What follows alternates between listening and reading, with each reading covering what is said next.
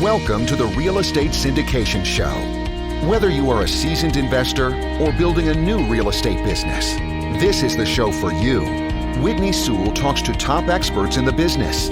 Our goal is to help you master real estate syndication. And now your host, Whitney Sewell. This is your daily real estate syndication show. I'm your host, Whitney Sewell. Today, our guest is Chris Shepard. I've been on Chris and AJ's show, and it's been incredible to get to know those guys a little bit and just see what they've accomplished. But Chris is an experienced young entrepreneur in Portland, Oregon, and the co-owner of Uptown Properties with his brother, AJ. He bought his first buy and hold investment in 2006. Aside from property management company, he's also into construction, brokerage, and syndication. It's incredible. We talked through the show a little bit about why they brought property management and construction in-house and how that's worked for them, even syndicating small units and why they have done that. They've syndicated, an 8 unit, I think a 9 unit, maybe a 12, and, up to like a 40 unit, but numerous small multifamily projects that a lot of people give a lot of pushback against, right? Oh, it's not worth doing that or whatever. And we go in depth a little bit about why that you should consider that, right? Or why I would consider it as well. But then he goes into some value add tips that I feel are probably not utilized enough. And one way specifically, they've created a ton of value at one deal very quickly. But even a couple other organizations that they're a part of that's added a lot of value to them and now is allowing them to add a lot of value to other people. I hope you enjoy the show. Chris, welcome to the show. I know you and I have connected a couple times in the past, and I think maybe I was on your show, but I know you have some expertise that, we all, everyone in this business, whether you are a passive investor, whether you're an operator, you need to know some of these things we're going to talk about today, and whether if it's good questions for your operator or just for the operator to be thinking through some of these ways that you all are maximizing, adding value, to these projects that you're working on for yourself and for others. But welcome to the show. Give us a little bit about how you got into this business, and let's jump in. Whitney, thank you so much for having me. I love your show, and I'm just so impressed how you podcast every day. It's incredible. So a little bit about me. My brother and I, AJ, started investing in roughly 2006. Our dad was a landlord and kind of showed us the business as we were growing up. We would be cool coating roofs down in Arizona if we ever got in trouble at school, but he would pay us. It was awesome. And I was just always so impressed how he never had to work. Not necessarily never had to work, never had to go to work. And so we took that mindset, and I, through his, not having to go to work, I started playing poker in college, and I really learned how to take a calculated risk, and that pretty much easily flowed into investing in real estate. And I bought my first house in 2006.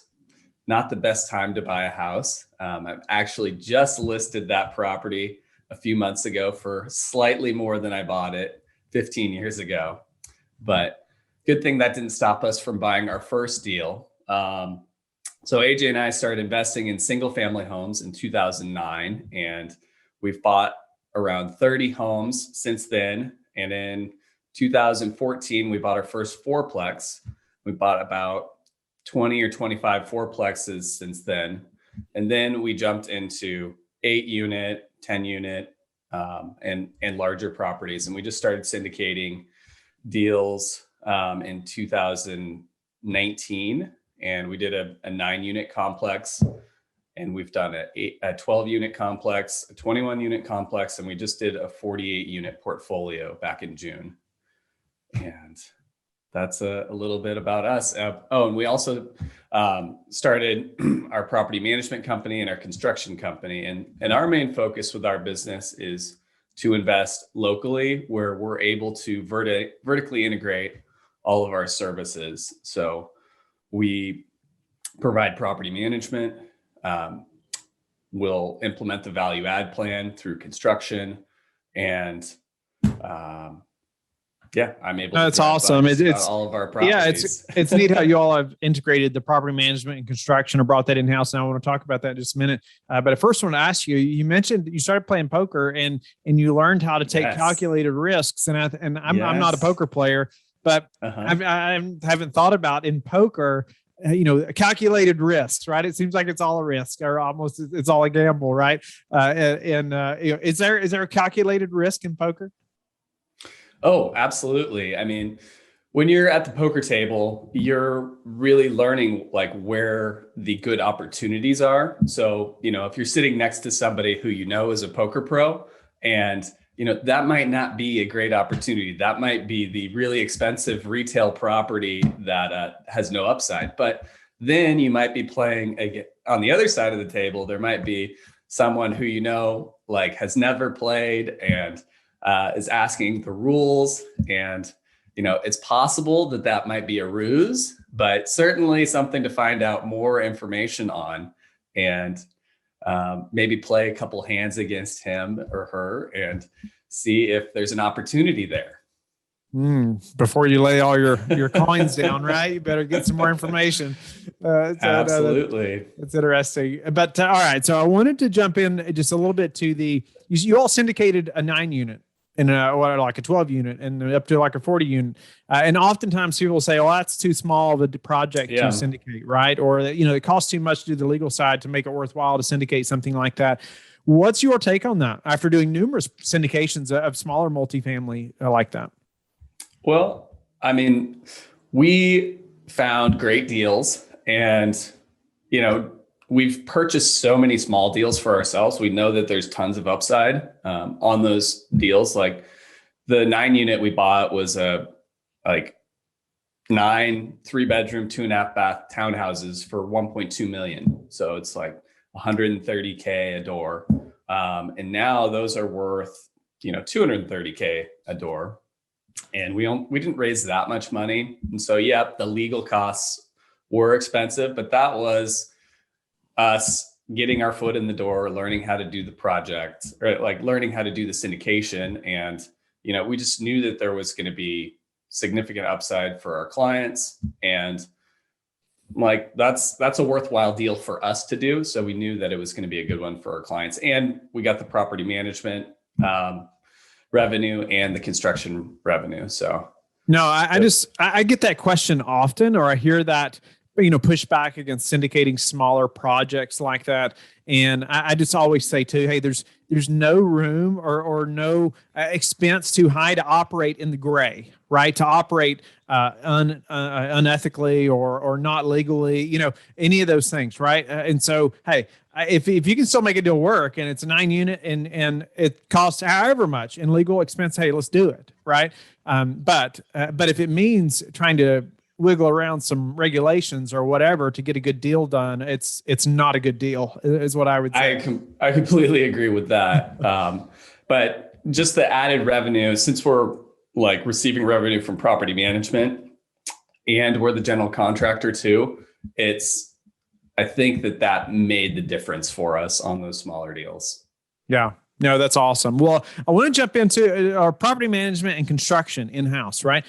Did that come after you all started doing deals? I guess clarify that timeline a little bit. And was that like just by necessity, or what was the order of doing real estate and then bringing or property or having your own property management and construction business? I mean, in 2009, I was ripping out floors on our first deal, and like I was doing labor. And so as we started hiring handymen and like skilled laborers, carpenters, electricians, plumbers, like it kind of grew out of that. Like we were finding the properties and the deals, and we would just get more and more work. And so as the work got more complex, we needed to improve our systems and improve our contracts, comply with state regulations. And so that's kind of where the construction company grew. And then the property management company grew, I guess, a little bit out of the financing side of real estate. So financing, I mean, is is so essential to be able to grow as a real estate investor. When we started, we didn't have the cash to purchase all of these properties. I did have a little nest egg from poker money that I had won in college, but essentially after our first couple deals, that money was locked up, and we needed to figure out how to access our equity. And so we were able to get a couple refinances done, but then once we moved full time into real estate, like we lost our income streams, and we couldn't get a loan. Like, we couldn't get a residential mortgage. And so on those smaller deals, the 1s and the 4s, we had to open up a property management company. And that was like a dark time for 4 or 5 years, because that's how long it took for us to build up that business to get us to be able to qualify for a loan. So we got really creative with doing partnerships with friends, and we have a ton of joint ventures from that period because we just couldn't get a loan. Yeah, debt is so important, right? In building wealth in real estate and just getting a deal done, right? Typically, it's so important. Tell me the link between, and maybe you talked about this a little bit, but any more depth you can provide around, like, why property management is so tied to getting debt? Well, we started the property management business and needed that income stream. So The beautiful thing about property management is you have a steady flow of income every month, whether it's $50 a door or $100 a door. We manage about 700 units, and it's a steady stream. In 2011, when we opened the company, we managed about 9 homes that we owned, but when we offered our services to third-party clients, it took a while to build it up. But now growing that business has been extremely challenging, but also very fun, and just meeting so many amazing people along the way is really worthwhile. What about bringing the construction in-house? Like, was that, you said you were doing a lot of that labor. Is that just something that just kind of grew as you all grew, as your portfolio grew, or has that been something that you've seen that's worthwhile? So it just has kind of grown as our portfolio has grown. And that's also a little bit of a focus of our company right now, is building out kind of the asset management and construction side. But back in 2011, we got licensed. I got my brokerage license, and AJ got his CCB license, and we opened up our property management company at that point in time. And nice. Yeah. No, I hear people often talk about, should they start their own management company? And some will say, their own construction company, whatnot, or that's just the only way to go because that's the only way you can have the most control and all that. And I would say that's almost market specific, or depending on your relationship with your property manager. Some are amazing, right? Some that we work with are just incredible. And I wouldn't imagine trying to take that over right now. However, if they were bad enough and we couldn't find anybody, guess what? We're going to jump right in there and we'll have to do it, right? And we're going to get it done. But just the whole point is, we have some amazing operator or management companies who are really good. But I guess you're going to have to assess that yourself, depending on that relationship. But, you all have become very good at just this value add component, which everybody hears about, right? Everybody hears about value add, right? But what does that really mean to you all? And let's dive into a few examples of how you all have just created a ton of value on some different projects. Yeah, absolutely, Whitney. So first of all, value add, you can only add value when there's room to add value. And so finding the right deal is essential if you're wanting to start a value add project. How do you know there's room? Well, I like to look at unit per door, and, just knowing, what kind of a retail unit per door is going for, and then making sure that you're picking a property that's going to have some room for that unit per door. So in Portland, you can get maybe 175, 180K per unit per door on a sale. So unless you've got significant amounts of square footage, you're needing to buy at like 125, maybe 130K per door, so that you can remodel those units and you can increase and use all the tools in your toolbox to increase the net income. So let's talk about some of those tools. Yeah, let's do it. So when we purchase a property, the first thing we always do is we send out RUBS notices. So that's a ratio utility billing system notices. And that's basically just for water, sewer, and garbage. And in Oregon, we can bill back, as long as it's equal and it doesn't discriminate against any particular tenant.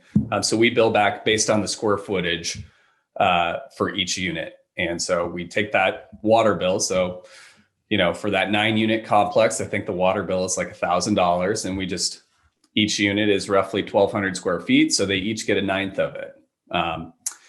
And that's the first thing that we always do. And then we're also looking at the rent roll, and we're figuring out which units are the farthest away from market rent. And with those, depending on, in Oregon, we've got rent control. So we've got a few hurdles to deal with. But in Portland, you can send the tenants, you can send any tenant at any time, once per year, one rent increase. So when we'll combo that RUBS notice with the people whose rent is the lowest, we'll combo that with a rent increase as well, so that we can start getting some of the units available to turn over. And then, those are the kind of the low hanging fruit, just to kind of start working on the rent roll and getting your ratio or utility billing going. But otherwise, looking at properties, we try and get creative. The 21 unit deal that we recently did was this awesome garden style apartment complex. It's on probably 1.5 acres, and it was just this giant open area, and all of the tenants loved it because there's just tons of grass. But I looked at it, I'm like, oh my gosh, there's all of this unused space, and there's 21 units, and like you can run around the entire complex and look in people's back windows. And I'm like, well, let's fence this off, and let's first of all put in a really nice fence so that the curb appeal is increased, and the overall desirability of the property goes way up. And so that'll boost rents a tiny bit. But then we're going to provide a private backyard for each of the tenants, and we'll be able to charge more for pet rent, and we'll have less landscaping costs, because currently the landscaping is like $1,200 a month out there. But when we cut the area in half, I'm guessing we'll be able to get it down a little bit. Working with landscaping contractors is always very difficult. But that is going to be, a very small investment for a lot of rent increase. And, as those units turn over, and probably the next 2 or 3 years, I want to say that will increase the rent by roughly $100 per unit, which is huge when you're looking at a $2,100 per month rent increase. That's roughly $25,000. And, looking at cap rates in Portland, they're roughly, 4.5% to 5%. And so 25,000 jumps up to, that's about 500 grand, 600 grand. And so that is a great little value add. That is a great value add. And a couple of things there. I mean, I've heard over the last couple of years some different people that have started doing that, and I love that idea. And I was sharing, you and I were briefly talking about before we got recording. I just like, if I was a tenant, I would love to have my own little space right in the yard, especially if I have a pet, and I can just let them outside, and I don't have to worry about them running off. They're inside the fence. That's incredible. That would be very valuable to me, even if you have a small child. right? And they can go out there and play. You can hear them. You can even be sitting right there inside the room looking, where you can still see them.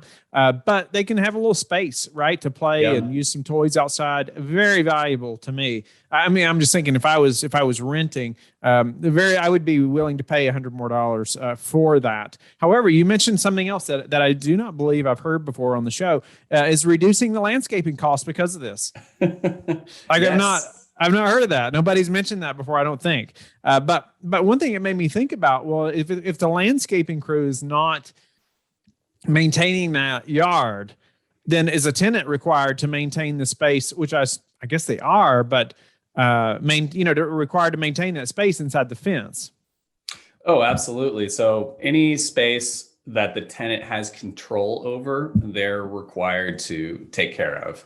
And that's just part of every lease. And that's also another small little value add that our property management company does on day one of an acquisition is that we're sending out our leases to the tenants and we call it a change in rules. And in Oregon, you can change the rules as long as it's not substantial. And so just switching to kind of a standardized state multifamily lease it's great because we know all of those rules and it's also just all confirmed to be legal every year by our multifamily association, Multifamily Northwest. And so we're sending out those forms every year to the tenants, to our entire portfolio, just to make sure that we're up to date on the current laws. No, that's incredible. I was just thinking too, you could even charge to mow that space for them. Yes. Oh yeah. I mean, even if it was $20 a month or $25 a month, they will mow it twice. You if you have a gate, you hire somebody, push a push mower in there, knock it out or whatever, or even the landscaping crew, depending on the cost of that. Right. But anyway, just some neat thoughts around that space and how that could add value. Unfortunately, we're going to have to move on. We're going to run out of time, but I just think the listeners, anybody that has a multifamily project or property, you should be thinking about something like that. I just think it's a very creative way. Man, you all have added, $500,000 or so of value right off the bat to this project. So it's just incredible to make something like that happen. And what about, since you all are managing so many different projects and just in the day-to-day operations of these deals, what about just preparing for a downturn and anything you see happening that maybe concerns you over the next 6 to 12 months and how you are prepared for that? So we're, kind of keeping an eye on our debt, making sure that we're not trying to access too much capital, and we're building up cash reserves. It's, I don't really know what's going to happen in the next 3 to 5 to 10 years. But at this point, AJ and I, my brother, business partner, we've reached a point in our career where we're not willing to risk as much. And so that our risk profile has changed from when we started, when we were very risky, trying to take on as much debt as possible, spending all of our cash reserves on the next deal. And we were very fortunate that it was on a big run up from 2009 until now. But now, so this strategy that we're kind of employing in building up cash reserves it's less related to what I think is happening in the economy and more related to just where we're at in our real estate careers. So, cash reserves are so crucial. We're so big about, we're going to have so much reserves. I've been scrutinized in the past about our reserve budgets for certain projects. And people say, oh, that hurts your returns. I'm like, yeah, it may be a little bit, but you're going to sleep a lot better. And so am I. And one specifically, a week later is when COVID hit. We closed on a big project, had $1.5 million just in a reserve budget. And people were like, that's crazy. And then they shut the country down. And guess what? Nobody's saying a word about those reserves. So anyway, I just couldn't agree more about not being over leveraged and having proper reserves. And man, that's the only way, you're going to survive, right? When times are not only just tough, but man, just things keep happening. It's those that have the most cash are going to survive typically. But what about changing gears a little bit? How about any daily habits you have that you're disciplined about that have helped you achieve success? Daily planning. So I'm not perfect about it, but I love Brandon Turner's intention journal. And actually here in about 15 minutes, I have a small group of our team that I'll be coaching through just creating 90-day goals. So we do little sprints, and then we come up with a weekly goal, and then we create our minimum next step to getting closer to that weekly goal. And hopefully at the end of 90 days, we've made a bunch of little 1% gains, and we'll have accomplished our 90-day goal. That's awesome. I know Brandon and I have worked together a little bit, and it's that consistency, right? I mean, he and I've talked about it a little bit. It's like, man, even if it's 1%, like every day, right? I mean, think about that, what that does, over a very short period of time. But what about if you had to pick one thing, number one thing that's contributed to your success? Taking action, just willing to take that risk. When it comes to playing poker, I really think that being able to go all in on a 60-40, that's almost a coin flip, but it's just being able to just believe in yourself and believe that you're going to be successful. And you know what? If you do fail, you're going to learn so much from that experience that taking that risk was worth it. What about how do you like to give back? Well, we do a lot in coaching. So I'm involved in Entrepreneurs Organization, and I've got a team of young business owners that I'm coaching.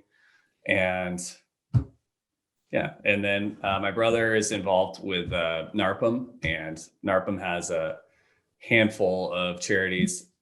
He's going to be president here soon, and he'll pick his charity, and they do a lot when it comes to the charity of the year. No, wow. EO, just highlight a little bit what that is in case the listeners haven't heard of that. It's Entrepreneurs Organization. It's a group for business owners who want to learn more about growing their business. And there's kind of a young group called Accelerators, and that's kind of there's smaller businesses who want to grow into one of the larger businesses and get into the regular organization. And it's a great group. It's really helped AJ and I out a ton, and I owe a lot to when we joined, the people that we met really took a lot took a lot of time out of their day to help us. And that's incredible. We wouldn't be where we are.